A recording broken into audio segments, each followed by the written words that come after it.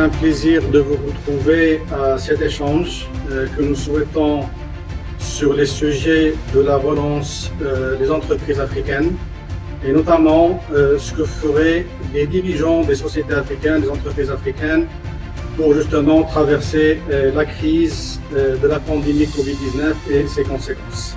On s'attendait, tout le monde s'attendait à des catastrophes, à une grande catastrophe africaine. Heureusement, cette catastrophe n'a pas eu lieu. Donc, quelque part, il y a peut-être une particularité africaine qui a fait que finalement, nous en sortons pas mal. Chez vous, est-ce qu'on parle d'une véritable crise ou est-ce que, in fine, il n'y a pas vraiment de crise?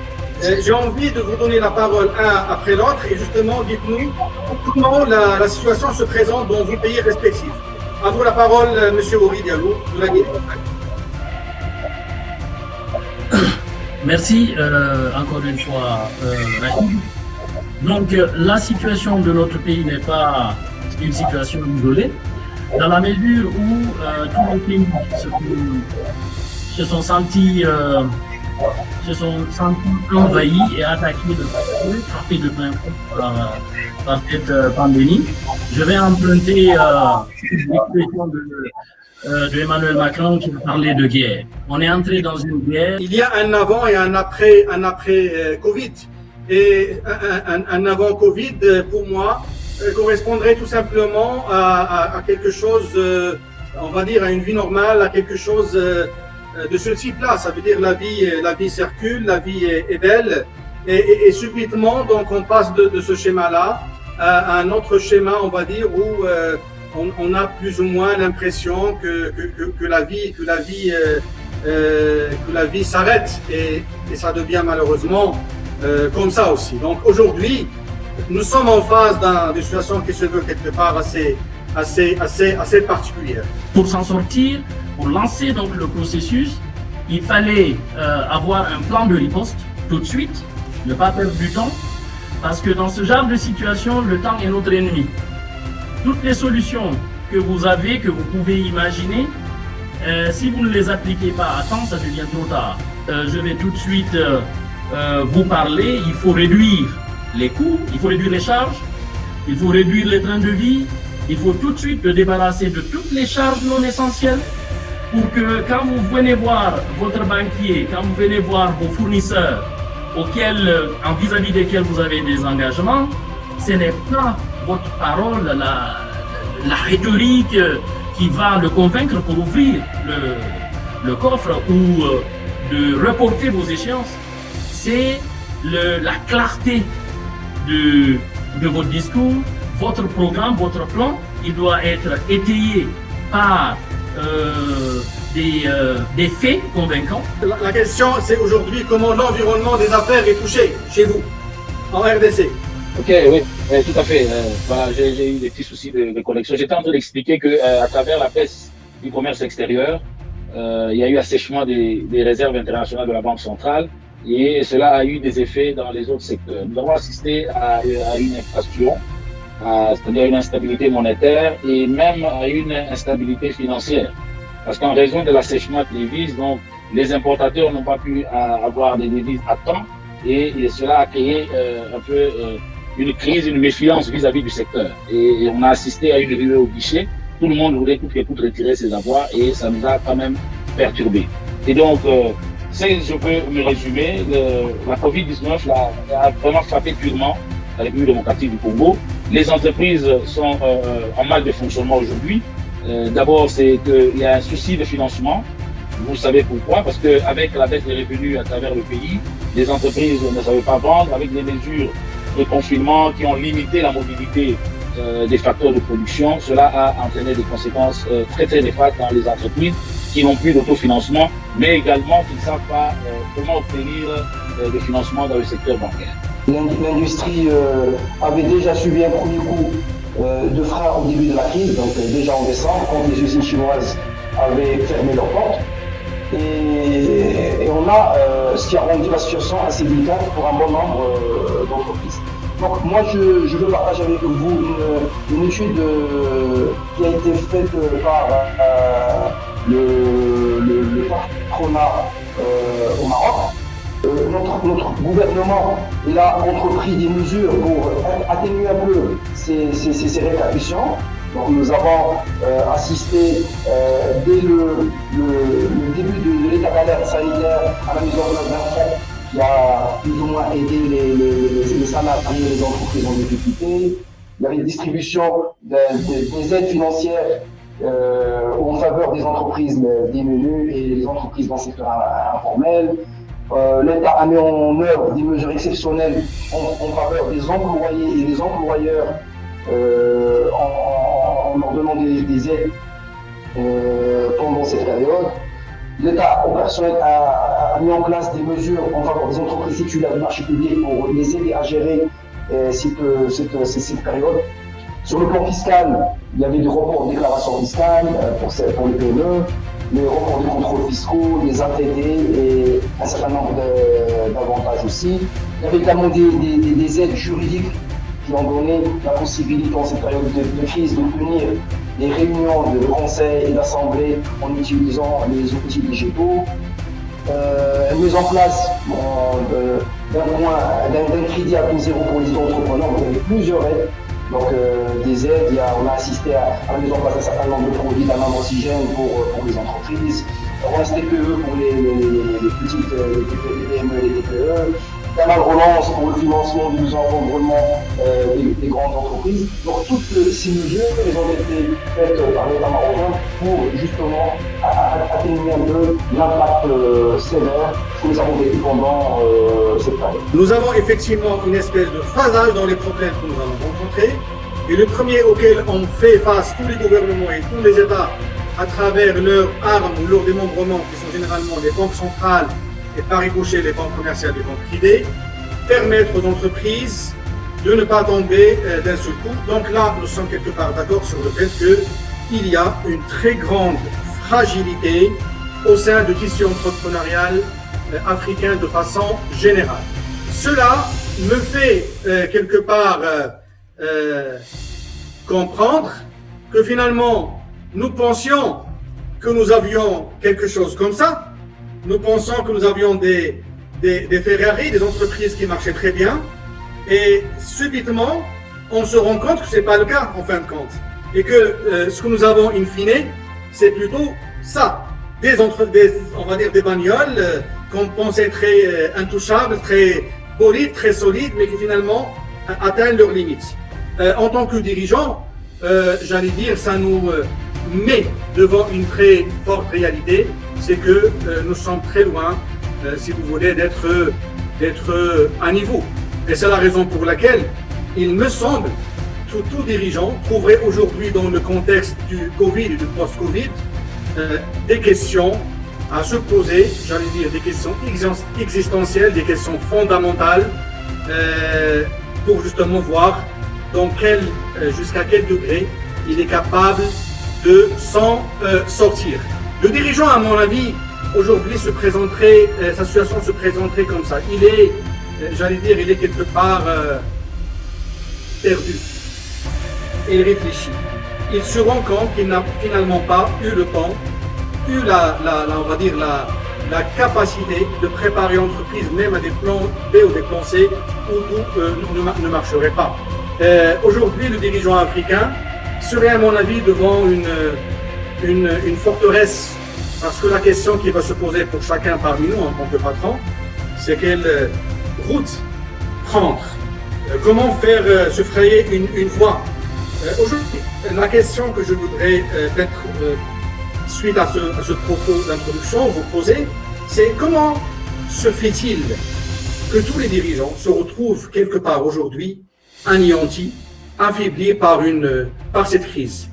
Pourquoi on n'aurait pas eu un schéma parallèle selon lequel 90% seraient capables quand même de gérer 2 mois ou 3 mois de passage à vide, que finalement tout le monde tombe. Comment, Henri Diallo, PDG de Batit Pro SA, tu t'es pris dans tes premiers jours de crise? La parole est à vous. Alors, le choc, d'abord, c'est un choc parce que personne ne s'y attendait, mais tout de suite, le réflexe de leader doit prendre le dessus. Ça vous empêche de dormir, vous réfléchissez, Mais vous vous dites que demain matin, le lendemain matin, vous avez des gens qui attendent un geste, une direction de votre part. C'est d'abord le personnel, mais c'est ensuite vos partenaires que vous avez réussi à embarquer dans votre aventure, qui ont financé vos business plans, vos clients qui vous ont confié leur business. Alors là, vous ravalez vos larmes, vous les séchez et vous venez faire bonne figure. Vous devez rassurer. Et tout de suite, c'est le réalisme qui doit se passer. On se dit quoi? Qu'au niveau que le risque et l'opportunité sont les deux faces d'une même pièce. Si vous devez rechercher des opportunités, vous devez flirter avec le risque.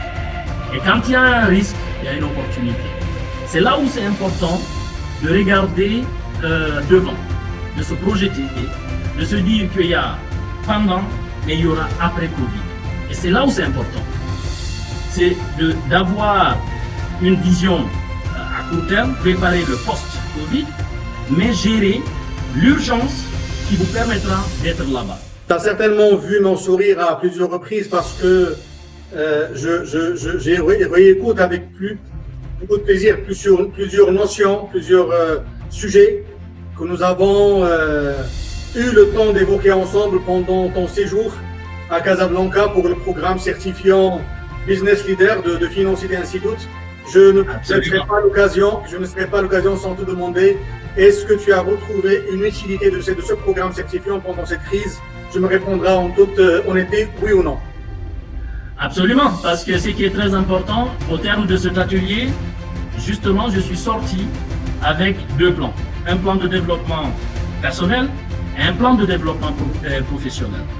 Merci Rachid. Moi, je vous invite à noter une chose très très importante. Il y a un point en commun pour tous les pays au niveau mondial. Les entreprises aujourd'hui sont asphyxiées faute de trésorerie et de visibilité. Aujourd'hui, on est en train de naviguer dans un océan où on ne sait pas où on met les pieds. Et nombre d'entreprises auront beaucoup de problèmes, beaucoup de mal pour redémarrer. Donc, en tant que chef d'entreprise et également consultant, donc j'ai deux casquettes, d'ailleurs accompagné plusieurs entreprises, tous secteurs confondus, dans ces moments difficiles. Donc, je peux affirmer que la crise sanitaire, au début, a entraîné une crise économique. Et bien sûr, pour débaucher in fine vers une crise sociale. Voilà l'environnement des affaires comme je le vois aujourd'hui à cause du Covid-19. De par notre proximité des dirigeants, nous avons constaté au début de la crise un manque de confiance et de visibilité qui s'est traduit sur la liquidité des entreprises. Pour faire rappel, les entreprises, au départ, ils ont arrêté de payer les fournisseurs. Donc ça, c'est clair. Donc ça, automatiquement, ce qui a rallongé le crédit interentreprise et par ricochet aggravé le besoin en fonds de roulement. Tout à l'heure, nous avons parlé des réductions de coûts, tout ce qui est capable d'aider l'entreprise dans ces moments de crise. Nous avons assisté, et ça fait chaud au cœur, au cas d'entreprises qui ont pu s'adapter, mais de manière très très rapide à cette crise. Je donne le cas de sociétés qui du jour au lendemain ont adapté leur outil de production pour faire face à la demande actuelle. D'ailleurs, je vais citer un exemple qui m'a moi personnellement marqué, et je le cite tout le temps, c'est celui d'une entreprise qui opérait dans le secteur de chimie parachimie et qui du jour au lendemain a converti son outil de production pour la production des visières de protection. Et il a vraiment arrivé à multiplier son chiffre d'affaires fois 2 pendant cette période de crise qui est extraordinaire. Voilà un exemple pour moi d'entreprise flexible dont on aura besoin demain pour sortir de tout ça. Aujourd'hui, si on veut poser les termes, si vous voulez, de la problématique, il faudrait qu'on dise quelque part que nous sommes en face d'une situation qui se ramène à une problématique de gestion de cash. Et cette gestion de cash commencera bien évidemment en haut pour tout ce qui est bien évidemment recherche de chiffre d'affaires, en mesure de continuer à avoir du chiffre, recherche de compression des marges, parce qu'aujourd'hui, si nous avons des problèmes au niveau du fonctionnement, ce sont plutôt des problèmes de supériorité, j'allais dire, de la charge et la charge fixe par rapport aux revenus que nous sommes en mesure de générer.